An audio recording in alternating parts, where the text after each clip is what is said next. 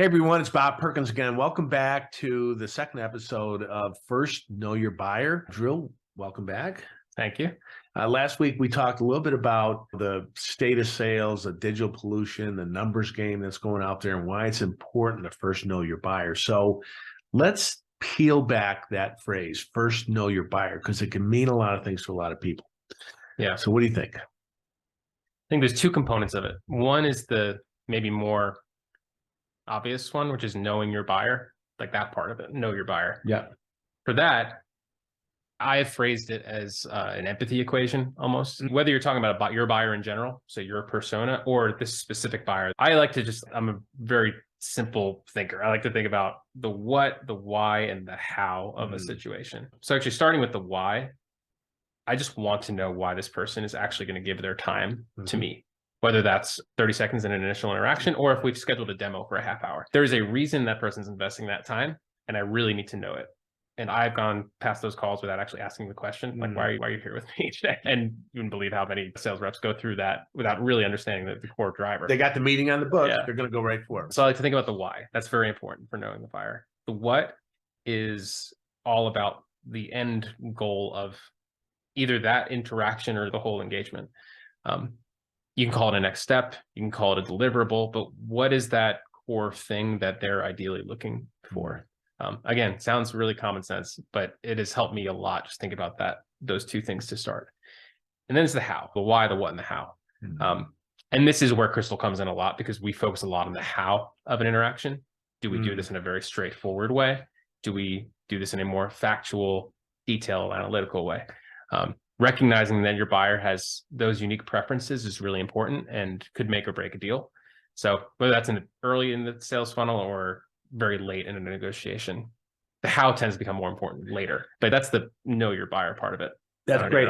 There's a lot of pieces to it, from a cold call all the way through negotiating. And we're going to get into those tactics and tips and takeaways here in this series. But just this morning, before you came to the studio, you went out for a jog and you took a cold call, and you felt like the other person knew you or it seemed human. Yeah, I had a call this morning from the business development rep for a private equity firm. So just pretty normal cold call to get if you're like an entrepreneur who's running a company.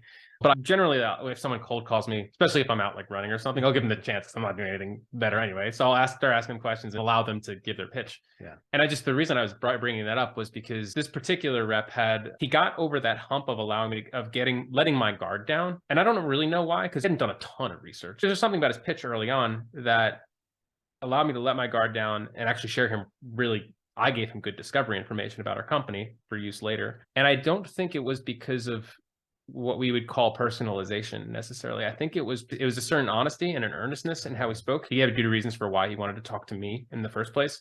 And I think there was just also an underlying respect for time, like my time, very early on in the cold call. He set that expectation that he wasn't trying to take over my calendar or anything. Yeah. He made it clear why he was calling me and the reason specifically Crystal was interesting to him. Yeah. That sounds like a little empathy. Yeah, empathy. Yeah, good. Yeah. So next week, we're going to start getting very tactical. We're going to talk about cold outreach. Some of the things we talked about are knowing their personality a little bit. Why is that important? Well, I think ultimately personality can mean surface level behavior. So that's when you just meet someone for the first time and you see, okay, this person is a very open relational person. Therefore, we should connect about golf or something. Yeah. Or this person is getting right to business. I should get on my hind legs and be, a little bit challenging. Yeah. So it could mean surface level behavior, but then underlying that, there are way deeper elements to behavioral differences, which we'll go really deep into, I think, in here, because that's what Crystal's kind of all about. But we can discuss things like core motivations, basic fears associated with personality traits, and what may make someone more risk tolerant or risk averse. There are elements of interpersonal dynamics within a given organization where you might have a lot of people who are dominant within one group, so that people start behaving actually in different ways because of the very competitive environment. So there's a ton to understand about that we've been studying for a long time. And that's when you really get into I would call it like that, where we're on this journey to master the human side of selling. I think as the front end of sales becomes more automated and driven by AI, all of these human elements behind it are going to become way more important and way more valuable. We're kind of betting the company on it. Well, Yeah. This is exciting. So stay with us. First, know your buyer. We're here talking about elevating the human side of selling, and we're going to talk about a lot. Personalities, yes, but we're going to talk about a lot of other stuff. So come ready to hear tips and takeaways, and we'll see you next week. All right. Thanks.